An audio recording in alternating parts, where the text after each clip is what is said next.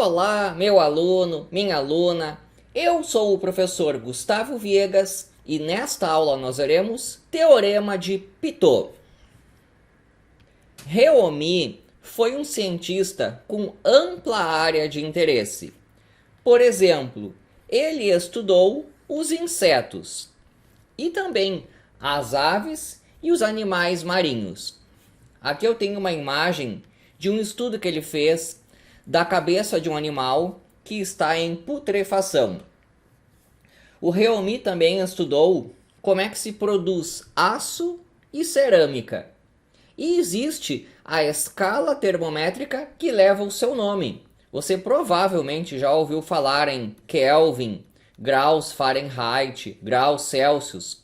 Em 1730 surgiu a escala Rémy, que foi muito utilizada na França, até que veio a Revolução Francesa e a escala Celsius foi enfim a adotada. Bom, com tantas áreas de interesse, ele precisava de um ajudante. Em 1723, o Pitot foi contratado para ser ajudante do Rémy. E em 1725, ele publicou um trabalho sobre geometria, que diz o seguinte: aqui eu tenho um quadrilátero que está circunscrito a um círculo. Então esses pontos aqui, são pontos de tangência.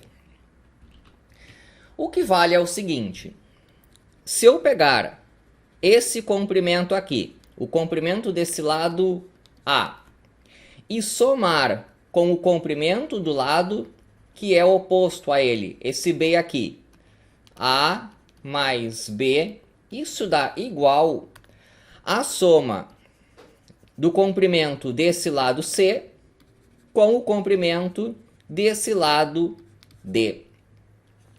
Então, quando eu tenho um quadrilátero que está circunscrito a um círculo, as somas dos lados opostos, elas são iguais.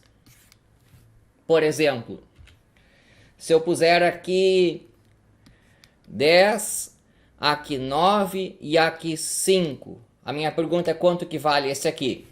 Vou chamar de x.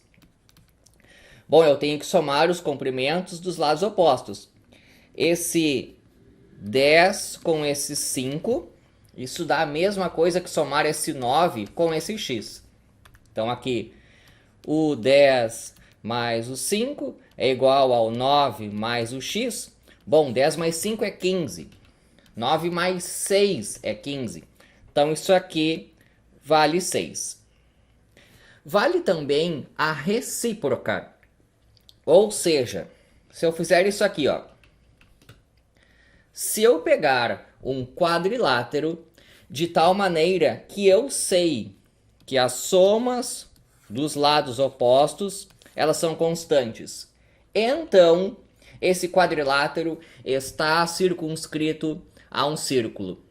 Então, você tem tanto a ida, que é o teorema de Pitot, quanto a volta, que é do Steiner, é outro matemático, que é de 1846.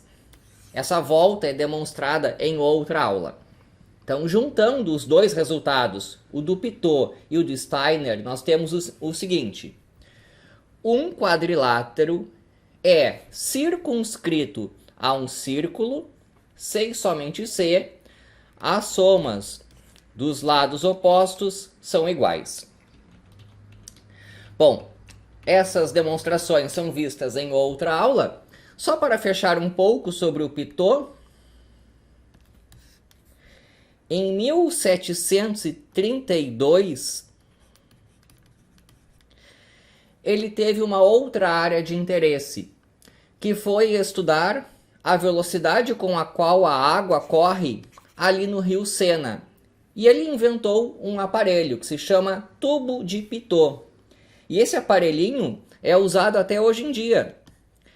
Claro que modificado, uma versão mais moderna, mas isso aqui, ó, que aparece em um avião é um instrumento para medir a velocidade do ar ali fora.